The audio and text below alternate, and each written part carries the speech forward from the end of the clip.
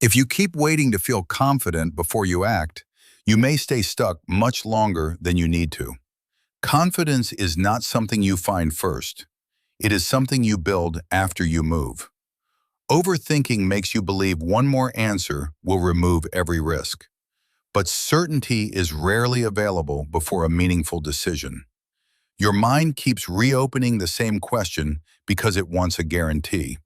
That loop feels productive, but it quietly teaches you not to trust yourself. Here is the reset. First, name the decision in one clear sentence. Remove the extra explanations. What are you actually choosing? Second, separate facts from fear. Write down what you know, then write down what you are predicting. A possibility is not the same as a fact. Third, choose the smallest useful action you can take today. Send the message, make the call, finish the first page, walk for 10 minutes.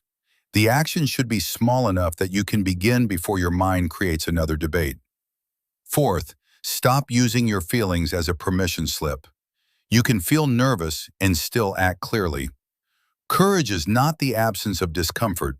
It is the decision that discomfort does not control your next move. Finally, keep one promise to yourself today.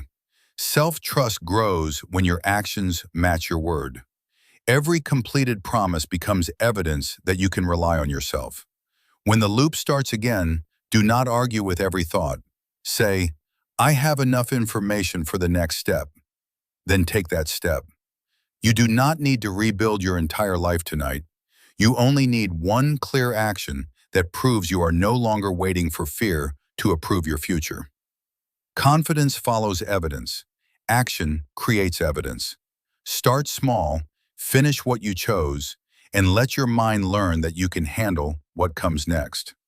If you want help identifying the pattern that keeps blocking your confidence, take the free Rewired Mind confidence quiz using the link in the description.